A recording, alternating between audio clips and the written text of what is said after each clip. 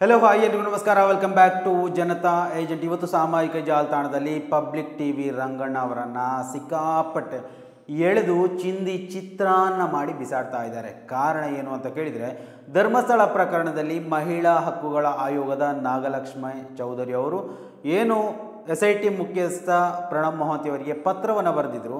ನೀವು SIT ತನಿಖೆಯನ್ನೇ ಮಾಡ್ತಾ ಇದ್ದೀರಾ ಅಥವಾ ಬೇರೆ ಏನಾದರೂ ಮಾಡ್ತಾ ಇದ್ದೀರಾ? ನೋಡಿ, ಇಲ್ಲಿ ಚಿನ್ನಯ್ಯ ಅವರನ್ನು ಆಧಾರವಾಗಿ ಇಟ್ಟುಕೊಂಡು ಅವರ ಆ ಒಂದು ದೂರಿನ ಅನ್ವಯ ಮಾತ್ರ, ಅವರ ಹೇಳಿಕೆಗಳನ್ನು ಮಾತ್ರ ಆಧಾರವಾಗಿ ಇಟ್ಟುಕೊಂಡು ನೀವು ತನಿಖೆ ಮಾಡ್ತಾ ಇದ್ದೀರಾ ಅಥವಾ ಎಲ್ಲ ಆಯಾಮಗಳಲ್ಲಿ ತಮ್ಮ ತನಿಖೆ ಹೋಗ್ತಾ ಇದೆಯಾ ಅನ್ನುವಂತಹ ಪ್ರಶ್ನೆಯನ್ನು ಕೇಳಿಕೊಂಡು ಈ ಒಂದು SIT ಮುಖ್ಯಸ್ಥರಿಗೆ ಪತ್ರವೊಂದನ್ನು ಬರೆದಿತ್ತು. ಈ ಒಂದು ಪತ್ರವನ್ನು ನೋಡಿದಂತಹ ಪಬ್ಲಿಕ್ ಟಿವಿ ರಂಗಣ್ಣನಿಗೆ ನಿಜವಾಗ್ಲೂ ದಿಕ್ಕಾಪಾಲಾಗಿ ಓಡಬೇಕು ಅಂತ ಅನಿಸುತ್ತೆ. ನೋಡಿ, ಈ ಒಂದು SITಯನ್ನು ಪ್ರಶ್ನೆ ಮಾಡುವುದಾ, SITಯನ್ನು ಪ್ರಶ್ನೆ ಮಾಡುವಷ್ಟು ದೊಡ್ಡವರಾದ್ರ ಮಹಿಳಾ ಹಕ್ಕುಗಳ ಆಯೋಗ, ಹಾಗೆ ಹೀಗೆ ಅಂತ ತಮ್ಮ ಈ ಒಂದು ಚಾನಲ್ ಮುಖಾಂತರ ಹೇಳ್ತಾ ಇದ್ರು. ನೋಡಿ, ಆಬ್ವಿಯಸ್ಲಿ ಎಲ್ರಿಗೂ ಗೊತ್ತಿರುವಂತಹ ವಿಚಾರ, ಕೆಲವೊಂದು ಮಾರಿಕೊಂಡಂತಹ ಮಾಧ್ಯಮಗಳು ತಮ್ಮ ದಣಿಗಳ ಆಜ್ಞೆಗೆ ಕಾವಲು ಕಾದುಕೊಂಡು ಇದುವರೆಗೂ ಕೂರ್ತಾ ಇದ್ವು. ಆದರೆ ಎಲ್ಲಿ ರಾಜ್ಯ ಮಹಿಳಾ ಹಕ್ಕುಗಳ ಆಯೋಗವೇ ಈ ಒಂದು ವಿಚಾರವಾಗಿ ಧ್ವನಿ ಎತ್ತಿತು ಅಂತ ಗೊತ್ತಾದಾಗ ಏನು ಮಾಡೋದು? ಚಿಪ್ಪು ರಂಗಣ್ಣನಿಗೆ ಬೇರೆ ದಾರಿನೇ ಇರಲಿಲ್ಲ. ಇಂತಹ ಒಂದು ಪ್ರಶ್ನೆಯನ್ನು, ಇಂತಹ ಒಂದು ವಿಚಾರವನ್ನು, ಇಂತಹ ಒಂದು ಡಿಬೇಟನ್ನು ಮಾಡಲೇಬೇಕಾಯಿತು. ನೋಡಿ, ರಂಗಣ್ಣ ಅಂತ ಕೇಳುವಾಗ ನಿಮಗಂತೂ ಗೊತ್ತೇ ಇದೆ, ಒಂದು ರೀತಿಯಲ್ಲಿ ನರೇಂದ್ರ ಮೋದಿ ಸರ್ಕಾರ 2000 ನೋಟಲ್ಲಿ ಚಿಪ್ಪು ತಂದಿದೆ ಅಂತ ದೊಡ್ಡ ಮಟ್ಟದಲ್ಲಿ ವೈರಲ್ ಆದಂತಹ ಅವರ ವ್ಯಕ್ತಿ. ತನ್ನ ಪತ್ರಕರ್ತನ ಮಹಿಮೆಯೋ ಅಥವಾ ತನ್ನ ಜರ್ನಲಿಸಮನ್ನು ಯಾವ ರೀತಿ ತಗೊಂಡು ಬಂದರೂ ಗೊತ್ತಿಲ್ಲ, ಆದರೆ ಪಕ್ಕ ಒಂದು ರೀತಿಯಲ್ಲಿ ಜರ್ನಲಿಸ್ಟ್ ಎನ್ನುವುದಕ್ಕಿಂತಲೂ ಒಂದು ರೀತಿಯಲ್ಲಿ ಮೆಂಟಲಿಸ್ಟ್ ಅಂತ ಹೇಳ್ಬೋದು. ಒಂದು ರೀತಿಯ ಜಾತಿವಾದಿ ಪತ್ರಕರ್ತ, ಕೋಮುವಾದಿ ಪತ್ರಕರ್ತ ಅಂತ ಕೂಡ ಕರಿಬೋದು. ಯಾಕಂತಂದರೆ ಜನಸಾಮಾನ್ಯರ ನಡುವೆಯಲ್ಲಿ ಯಾವ ರೀತಿಯಲ್ಲೆಲ್ಲ ಬೇಳೆ ಬೇಯಿಸ್ಕೊಳ್ಳೋಕ್ಕಾಗುತ್ತೆ ಅಂತ ಮೊದಲನೇ ಸ್ಥಾನವನ್ನು ನಾವೇನು ನಮ್ಮ ಅಜಿತ್ ಹನುಮಕ್ಕನವರಿಗೆ ಕೊಟ್ಟಿದ್ರು, ಎರಡನೇ ಸ್ಥಾನವನ್ನು ಖಂಡಿತವಾಗಿಯೂ ಪಬ್ಲಿಕ್ ಟಿವಿ ಮಂಗಣ್ಣನಿಗೆ ಕೊಡಲೇಬೇಕು. ಯಾಕಂತ ಕೇಳಿದರೆ ಅವರ ವಯಸ್ಸು ಮುದಿ ಅಂದರೂ 80 ವಯಸ್ಸು ದಾಟಿದ ಹಾಗೆ ಕಾಣ್ತಾ ಇದ್ದಾರೆ. ಆದರೆ ಜರ್ನಲಿಸಮ್ ಎನ್ನುವಂತಹ ಯಾವುದೇ ಮಹತ್ವ ಅವರಲ್ಲಿ ಇವತ್ತು ಉಳ್ಕೊಂಡಿಲ್ಲ. ಏನು ತಮ್ಮ ಚಾನಲನ್ನು ನಡೆಸ್ಕೊಳ್ಳೋಕೆ ಆಗದೆ ಏನೋ ಯಾರೋ ಬಕೆಟ್ ಹಿಡಿದಿದ್ದಾರೆ ಅಂತ ಹೇಳ್ಬಿಟ್ಟು ಅವರಿಗೆ ಬಕೆಟ್ ಹಿಡಿಯುವಂತಹ ಪ್ರಯತ್ನವನ್ನು ಮಾಡಿ ಸುಸ್ತಾದಾಗೆ ಕಾಣ್ತಾ ಇದೆ. ಸೊ ಇಲ್ಲಿ ಮಹಿಳಾ ಆಯೋಗ ಕೇಳಿದಂತಹ ಪ್ರಶ್ನೆ ಏನಾಗಿತ್ತು?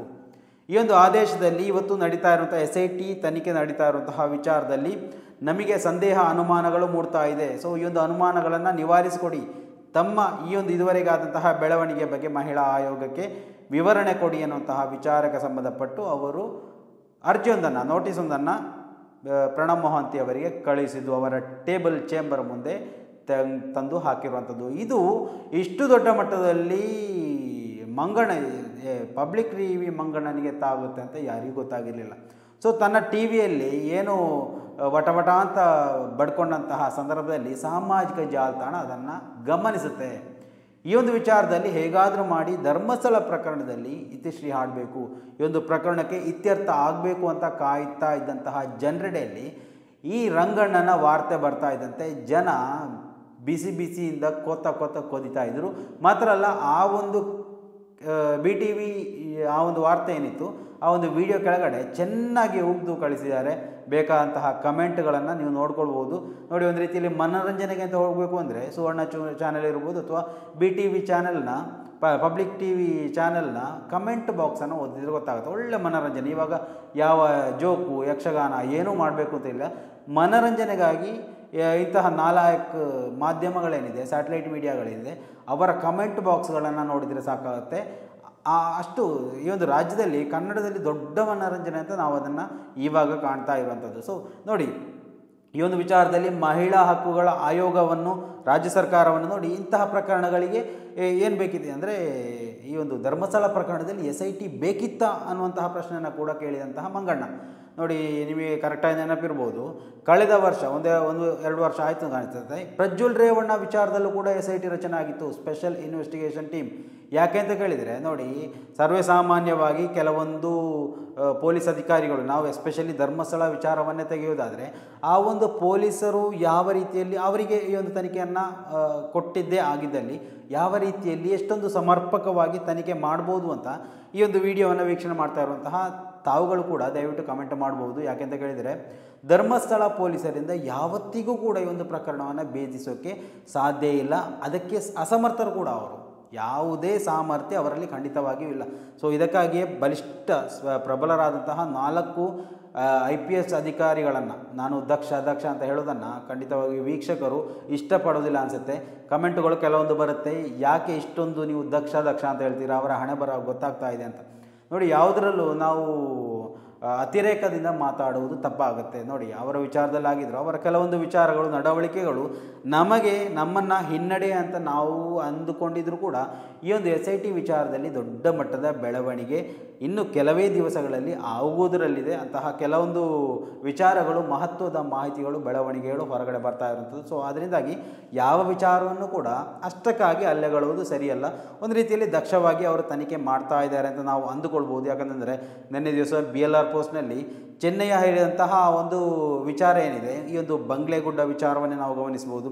ಬಂಗ್ಲೆಗುಡ್ಡ ಯಾವತ್ತಿಗೂ ಕೂಡ ಅಲ್ಲಿನ ಅಧಿಕಾರಿಗಳೇನಿದ್ದಾರೆ ಧರ್ಮಸ್ಥಳದ್ದು, ಈ ಒಂದು ಬಂಗ್ಲೆಗುಡ್ಡಕ್ಕೆ ಯಾವತ್ತೂ ಪ್ರವೇಶ ಮಾಡಬೇಡಿ, ಅದು ನಿಷೇಧಿತ ಪ್ರದೇಶ ಅಂತ ಹೇಳ್ತಾ ಇದ್ದರು, ನಮ್ಮ ಮೇಲೆ ಒತ್ತಡ ಹಾಕ್ತಾ ಇದ್ದರು, ಆ ಕಡೆ ಯಾರೂ ತಲೆ ಹಾಕದಂತೆ ನಿಭಾಯಿಸ್ತಾ ಇದ್ರು ಅನ್ನುವಂತಹ ವಿಚಾರವನ್ನು SIT ಮುಂದೆ ಹೇಳಿದ್ದನ್ನು ಕೂಡ ಇವತ್ತು ತನಿಖೆ ಮಾಡ್ತಾ ಇರುವಂಥ ಸಂದರ್ಭದಲ್ಲಿ ನಾವು ಯಾವತ್ತೂ ಕೂಡ SITಯನ್ನು ದೂರುವಂತಹ ಯಾವುದೇ ಅವಶ್ಯಕತೆ ಇದುವರೆಗೆ ಬಂದಿಲ್ಲ ಅನಿಸುತ್ತೆ. ಆದರೆ ಒಂದು ರೀತಿಯಲ್ಲಿ ಬಹಿರಂಗ ಒಂದು ರೀತಿಯ ಮೇಲ್ನೋಟದಿಂದ ನಾವು ಇದನ್ನು ಗಮನಿಸುವಾಗ ಈ ಒಂದು SIT ತನಿಖೆ ಕುಂಠಿತ ಆಗ್ತಾ ಇದೆಯಾ, ಅಥವಾ ರಾಜ್ಯ ಸರ್ಕಾರದ ಕೆಲವೊಂದು ಹೇಳಿಕೆಗಳು, ನಮ್ಮ ಗೃಹ ಸಚಿವರ ಹೇಳಿಕೆಗಳು ಕಳೆದ ತಿಂಗಳು 31ನೇ ತಾರೀಕಿನಂದು ಈ ಒಂದು ವಿಚಾರದ ಬಗ್ಗೆ ಅಂತಿಮ ವರದಿ ಕೊಡಬೇಕು ಅಂತ ಹೇಳುವಂಥ ಸಂದರ್ಭಗಳನ್ನು ಗಮನಿಸುವಾಗ ಎಲ್ಲೋ ಒಂದು ಕಡೆ SIT ದೊಡ್ಡ ಮಟ್ಟದಲ್ಲಿ ಏನೋ ಈ ಒಂದು ಪ್ರಕರಣವನ್ನು ಬಯಲಿಗೆಳೆಯದೆ ಸುಮ್ಮನೆ ಏನೋ ಒಂದು ಬುರುಡೆ ವಿಚಾರವನ್ನು ಮಾತ್ರ ತನಿಖೆ ಮಾಡಿ ಕೈ ಕಟ್ಟಿಕೊಳ್ಳುತ್ತಾ ಅನ್ನುವಂತಹ ಸಂಶಯ ಎಲ್ಲರಲ್ಲೂ ಮೂಡ್ತಾ ಇತ್ತು. ಸೊ ಅದರಿಂದಾಗಿ ಜನಸಾಮಾನ್ಯರು ಈ ಒಂದು ವಿಚಾರದಲ್ಲಿ ಧ್ವನಿ ಎತ್ತಲಿಕ್ಕೆ ಆರಂಭ ಮಾಡಿದರು. ಇದೇ ಒಂದು ಕಾರಣವನ್ನಿಟ್ಟುಕೊಂಡು ಏನು ಮಾಡ್ತಾರೆ ಅಂದರೆ ಈ ಒಂದು ವಿಚಾರ ಅಲ್ಲಿಗೆ ಸ್ಟಾಪ್ ಆಗುತ್ತೆ. ಮತ್ತೆ ಪರಮೇಶ್ವರ್ ಅವರು ಮುಂದೆ ಹೇಳಿಕೆ ಕೊಡ್ತಾರೆ, ಇದು ಸದ್ಯಕ್ಕೆ ಈ ಒಂದು ವಿಚಾರದಲ್ಲಿ ಅಂತಿಮ ವರದಿ ಬರೋದಿಲ್ಲ, ಕೆಲವೊಂದು ತಾಂತ್ರಿಕ ದೋಷಗಳಿದೆ ಎನ್ನುವಂತಹ ವಿಚಾರವನ್ನು ಕೂಡ ಪ್ರಸ್ತಾಪ ಮಾಡಿದರು. ನೋಡಿ, ಜನಸಾಮಾನ್ಯರು ಎಲ್ಲಿಯವರೆಗೆ ಮೌನವಾಗಿರ್ತಾರೆ ಅಲ್ಲಿಯವರೆಗೆ ಇಂತಹ ಪ್ರಕರಣಗಳನ್ನು ಭೇದಿಸಲಿಕ್ಕೆ ಮೇ ಬಿ ದಕ್ಷ ಅಧಿಕಾರಿಗಳಾಗಿದ್ದರೂ ಕೂಡ ಅವರಿಂದ ಅದು ಸಾಧ್ಯ ಆಗೋದೇ ಇರೋದಕ್ಕೆ ಕೆಲವೊಂದು ಒತ್ತಡಗಳು ಕಾರಣ ಆಗಿರುತ್ತೆ. ನೋಡಿ, ಮೀಡಿಯಾಗಳು, ಯಾವುದೇ ಮೀಡಿಯಾಗಳ ಬೆಂಬಲ ಇಲ್ಲ. ಕೆಲವೊಂದಿಷ್ಟು ಮೀಡಿಯಾಗಳನ್ನು ಬಿಟ್ಟು ಸ್ಯಾಟಲೈಟ್ ಮೀಡಿಯಾಗಳು ಅನ್ನುವಂತಹ ಯಾವುದೇ ಮೀಡಿಯಾಗಳು ಈ ಒಂದು ಧರ್ಮಸ್ಥಳ ಪ್ರಕರಣದಲ್ಲಿ ಈ ಒಂದು ತನಿಖೆಯಲ್ಲಿ ತಮ್ಮ ಪಾಲು ಅನ್ನುವಂತಹ ಒಂದು ರೀತಿಯಲ್ಲಿ ತಮ್ಮ ಬೆಂಬಲ ಯಾವತ್ತಿಗೂ ಕೊಟ್ಟಿಲ್ಲ. ಎಲ್ಲಿ ಈ ಒಂದು ವಿಚಾರದಲ್ಲಿ ಒಪೋಸ್ ಮಾಡ್ತಾನೆ ಹೋದರು, ಯಾಕೆ ಇಷ್ಟೊಂದು ಆಗಿದ್ದಾರೆ, ಯಾಕೆ ಇಷ್ಟೊಂದು ತನಿಖೆ ಮಾಡಬೇಕು, ಈ ಒಂದು ತನಿಖೆಯಿಂದ ಏನು ಪ್ರಯೋಜನ, ಇಲ್ಲಿ ತಪ್ಪು ಮಾಡಿದವರನ್ನು ಯಾಕೆ ಮತ್ತೆ ತನಿಖೆ ಮಾಡ್ತಾ ಇದ್ದಾರೆ, ಇವೆಲ್ಲ ಕ್ವಶನ್ಗಳನ್ನು ಕೇಳಿ ಇನ್ನೊಂದು ಡಿಬೇಟ್ಗಳನ್ನು ಹಲವು ನೋಡಿ, ಯಾರು ನಮ್ಮ ಕೀರ್ತಿ ಶಂಕರ್ ಘಟ್ಟ ಇರ್ಬೋದು, ಆಮೇಲೆ ವಸಂತ ಗಿಳಿಯಾರ್ ಇರ್ಬೋದು, ಇಂತಹ ನಾಮಾರ್ಧ ಪತ್ರಕರ್ತರನ್ನಿಟ್ಟುಕೊಂಡು ಡಿಬೇಟ್ ಮಾಡಿದ್ದು. ಇನ್ನು ಮ್ಯಾಜಿಕ್ ಅಜ್ಜಿ ವಿಚಾರದಲ್ಲಿ ಇರ್ಬೋದು, ಇನ್ನು ಚಿನ್ನಯ್ಯ ವಿಚಾರದಲ್ಲಿ ಆಗಿರ್ಬೋದು, ಎಲ್ಲರನ್ನ ಒಂದು ರೀತಿಯಲ್ಲಿ ಎಕ್ಸ್ಪೋಸ್ ಮಾಡ್ತಾ ಈ ಒಂದು ಪ್ರಕರಣವನ್ನು ಮುಚ್ಚಿ ಹಾಕುವಂತಹ ಪ್ರಯತ್ನಗಳನ್ನು ಮಾಡ್ತಾ ಇರುವಾಗಲೇ ಇಂತಹ ವಿಚಾರಗಳು ಒಂದೊಳ್ಳೆ ನೋಡಿ, ರಾಜ್ಯ ಮಹಿಳಾ ಆಯೋಗ ಯಾಕೆ ಹೇಳಬೇಕು ಅಂದರೆ ಈ ಒಂದು SIT ತನಿಖೆ ಹೊರಗಡೆ ಆದೇಶ ಬರೋದಕ್ಕೆ ಪ್ರಮುಖ ಕಾರಣ ಅಂತ ಒಂದು ಪಾರ್ಟಾಗಿ ನಾವು ಹೇಳೋದಿದ್ರೆ ಅದು ರಾಜ್ಯ ಮಹಿಳಾ ಹಕ್ಕುಗಳ ಆಯೋಗ ಮಾತ್ರವಲ್ಲ, ಅಂತಹ ಒಂದು ಅಧ್ಯಕ್ಷ ಸ್ಥಾನದಲ್ಲಿರುವಂತಹ ವ್ಯಕ್ತಿ ನಾಗಲಕ್ಷ್ಮಿ ಚೌಧರಿ ಅವರಿಗೆ ನಿಜವಾಗ್ಲೂ ಈ ಒಂದು ಗ್ರೇಟ್ ಸಲ್ಲಲೇಬೇಕು. ಇಲ್ಲ ಅಂತಿದ್ರೆ ಇಷ್ಟೊಂದು ದೊಡ್ಡ ಪ್ರಕರಣವನ್ನು ಈ ರೀತಿಯಲ್ಲಾದರೂ ಬಯಲಿಗೆಳಿಲಿಕ್ಕೆ ಸಾಧ್ಯ ಖಂಡಿತ ಆಗ್ತಾ ಇರಲಿಲ್ಲ.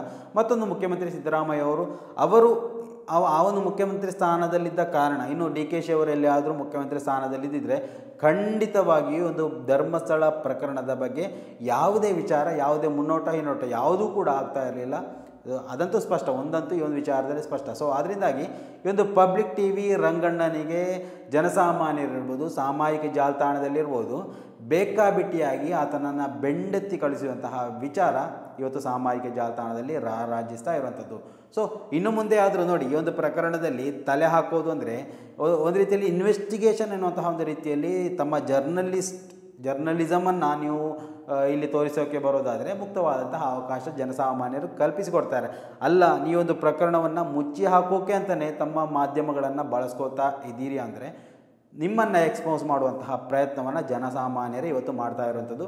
ಯಾವುದೇ ಮೀಡಿಯಾಗಳು ಬೇಕಿಲ್ಲ. ಯಾಕಂದರೆ ಕರ್ನಾಟಕ ರಾಜ್ಯದ 99% ಜನಸಾಮಾನ್ಯರಿಗೂ ಕೂಡ ಈ ಒಂದು ವಿಚಾರದಲ್ಲಿ ಒಂದು ರೀತಿಯಲ್ಲಿ ಎಕ್ಸ್ಪ್ಲನೇಷನ್ ಸಿಕ್ಕಿದೆ. ಅಂದರೆ ಏನಾಗ್ಬೋದು, ಯಾರು ಆರೋಪಿಗಳು, ಯಾರು ಅಪರಾಧಿಗಳು, ಯಾರ ಹಿಂದೆ ಈ ಒಂದು ಕೈವಾಡ ಇದೆ, ಅತ್ಯಾಚಾರ ಇರ್ಬೋದು ಅಥವಾ ಏನು ಇವಾಗ ನಡೀತಾ ಇರುವಂತಹ ಭೂಕಬಳಿಕೆ ವಿಚಾರದಲ್ಲಿರ್ಬೋದು ಅಥವಾ ಬಡ್ಡಿ ದಂಧೆ ವಿಚಾರದಲ್ಲಿರ್ಬೋದು ಯಾರೆಲ್ಲ ಆರೋಪಿಗಳು ಅನ್ನೋ ಬಗ್ಗೆ ಜನಸಾಮಾನ್ಯರಿಗೆ ಒಂದು ರೀತಿಯಲ್ಲಿ ಕ್ಲಾರಿಟಿ ಸಿಕ್ಕಿದೆ. ಸೊ ಅದರಿಂದಾಗಿ ಯಾರು ಕೂಡ ತಲೆ ಕೆಡಿಸುವಂತಹ ಅವಶ್ಯಕತೆ ಇನ್ನು ಮುಂದಿನ ದಿವಸಗಳಲ್ಲಿ ಬರೋದಿಲ್ಲ. ಮಾಧ್ಯಮಗಳು ಇದಕ್ಕೆ ಅವಕಾಶ ಮಾಡಿಕೊಡೋದಿರಲಿ. ಏನು ರಂಗಣ್ಣನ ಎಕ್ಸ್ಪೋಸ್ ಆಗ್ತಾ ಇದೆ, ರಂಗಣ್ಣನ ವಿರುದ್ಧವಾಗಿ ದೊಡ್ಡ ಮಟ್ಟದಲ್ಲಿ ಜನಾಭಿಪ್ರಾಯ ಅಥವಾ ಜನಾಂದೋಲನ ಇವತ್ತು ಮೂಡಿ ಬರ್ತಾ ಇದೆ, ಅದು ಇನ್ನಿತರ ಮಾಧ್ಯಮಗಳಿಗೂ ಹಬ್ಬುವಂತಹ ಸಾಧ್ಯತೆಗಳು ಹೆಚ್ಚಿದೆ. ಸ್ನೇಹಿತರೆ, ದಯವಿಟ್ಟು ಈ ಒಂದು ವಿಚಾರದಲ್ಲಿ ನಿಮ್ಮ ಅಭಿಪ್ರಾಯಗಳನ್ನು ಕೂಡ ಕಮೆಂಟ್ ಮಾಡಿ. ಮುಂದಿನ ಮಾಹಿತಿಯೊಂದಿಗೆ ಮತ್ತೆ ಭೇಟಿಯಾಗೋಣ. ಅಲ್ಲಿವರೆಗೂ ನಮಸ್ಕಾರ.